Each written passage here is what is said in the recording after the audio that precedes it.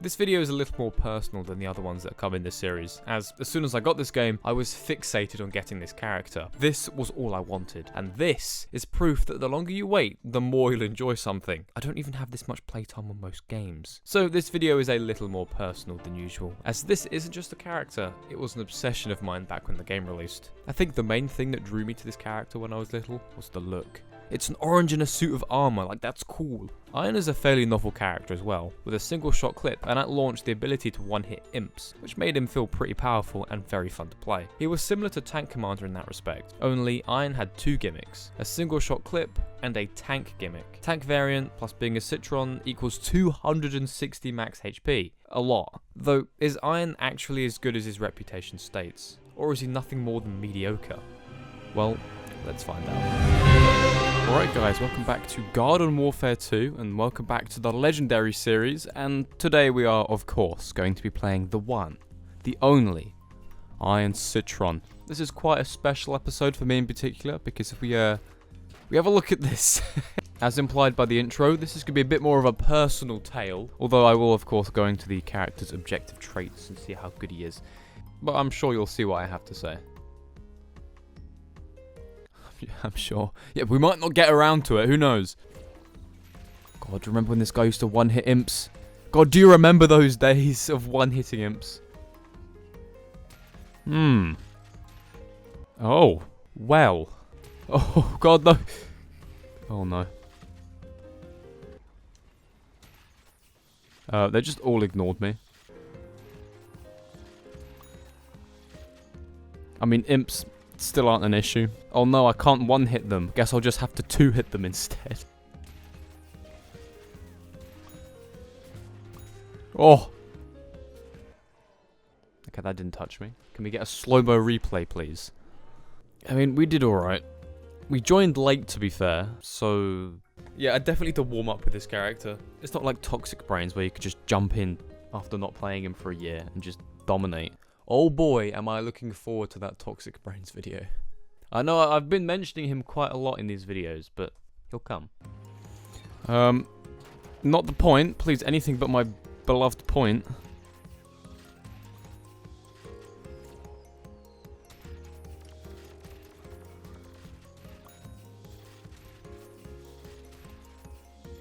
Oh my god. Oh, hello, everyone. I killed far too many of them.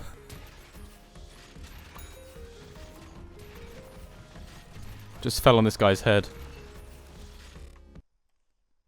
Really? Really?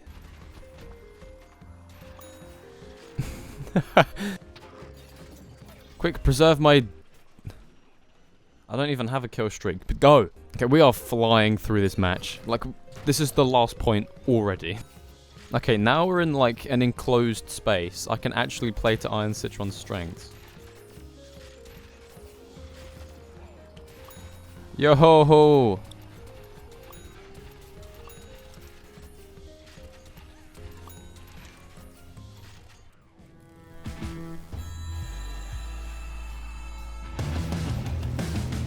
Oh my god. He appeared around the corner the moment I got revived. The more I think about Citron as a class, the more it confuses me. Allow me to elaborate just before we get into the actual stats of this guy. What even is this class? 200 HP, some of the slowest movement speed in the game, and a big personal shield. So going off modern day shooter logic, we have a tank on our hands. Seeing as Iron Citron has the second lowest movement speed and some of the highest HP, this is even more applicable. Though let's consider, this class has one of the most advanced movement options in the game, and the Citron rework destroyed their ranged game completely and utterly. So now we have an assault almost flank character. The way I've seen people describe this new Citron is get in the ball, super speed to the enemy, do some murder, back in the ball, flee. Which completely ignores his tank-like qualities, plus realistically, without that speed boost, you're not going that fast. And it does have a cooldown, and like I said, would be a complete waste of Citron's other qualities. So with this in mind, a flank playstyle seems to be more apt. Super speed to a flanking position, and with your large HP and personal shield, put pressure on enemies where they least expect it. But the fact we're having this disagreement shows that, well, you know, what is this character? All of these points are made more prominent by Iron being the most tanky Citron, so playstyle for this guy is something worth pointing out, and playing him like the previously described flank seems to be the best way to use him.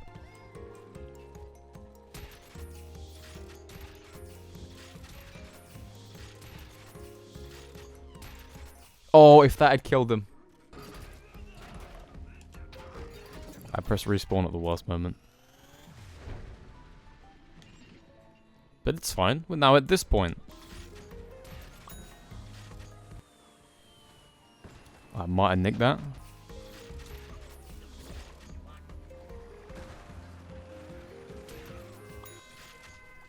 Okay. Yo, most assists. Here, look, we got on the podium for something. Look, we did better.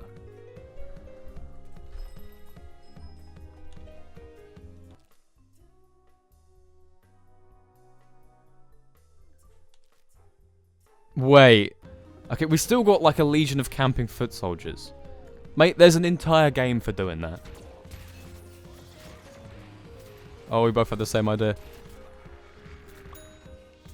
Only I have more health. Alright, so Iron is generally considered the best of the Citron class, and one of the best characters on that side of the conflict, though he is by far the least forgiving of the legendary. With a max DPS of 37, a missed shot can be devastating. His health does somewhat help with that, however this character does require a little bit of skill to get up and running, at least compared to some of the other legendaries. Also, the initial Iron Citron experience is not that great. Like, at all. Upgradeless Iron's DPS shrinks to 24, so you really have to earn that power. Though I think I've spent long enough on the downsides. This character is actually quite good once you've put in the time. You can 2-hit imps, 3 to 4-hit everything else. That shield and EM Peach are useful tools for this character when dealing with higher HP enemies. Iron's massive health bar is what brings this character together and makes him work. Without it, he may not have the longevity to get enough shots out to deal with all-stars and SBs, so it's more than a welcome addition. For as much as I exclaim, how much health? Iron Citron can be pretty reliant on it. The only thing that excuses that weak DPS is his health pool and makes getting Iron mode actually possible. I'm gonna retire from this game. Just gonna give it up, play something else. Yep, that's about it. That was the final nail in the coffin, that was. I'm off. We're gonna become a cooking channel now. Hey, most kills. I mean, granted, the number itself isn't that impressive, but hey, look, I finally topped the lobby.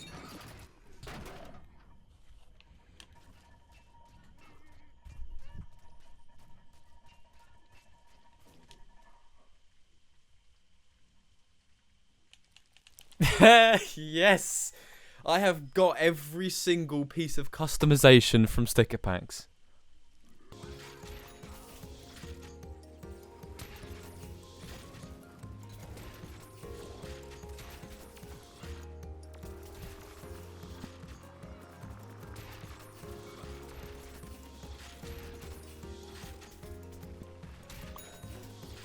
Oh, thank God Iron Citron's got the same amount of hit points as God himself. But a legend wouldn't exist without its mode, and Iron Citron would certainly be a lot less. Not quite Toxic Brain's level of dependent, but without it, Party Citron would more than merely fill that top spot. Iron's health and meter go hand in hand, making this character as good as he is. As for what it does, it increases your clip size from 1 to 5. You can just melt through anything, even mechs aren't safe. Wait a minute. During Iron mode, the DPS goes from 37 to 116. It's insane how much of a boost it gives you. It also ups your movement speed from 5.5 meters per second to around 8.2. So, pretty fast. All of Iron's drawbacks are removed and you can just go and slaughter.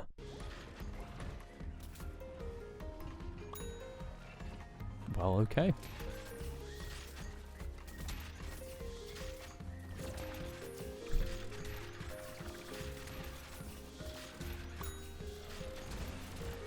You came around at the wrong time.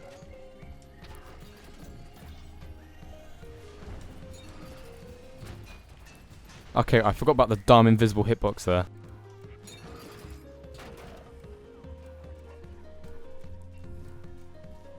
Oh.